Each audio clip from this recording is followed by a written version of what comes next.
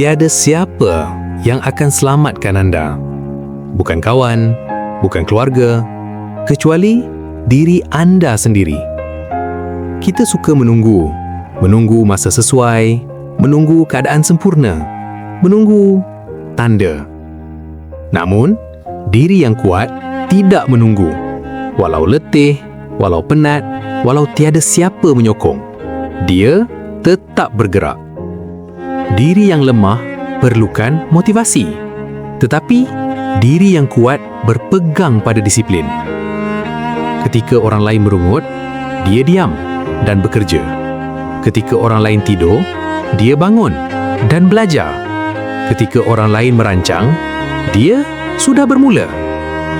Dan suatu hari nanti, tanpa bunyi, tanpa pengumuman, dia muncul, kuat, teguh dan sukar dikalahkan.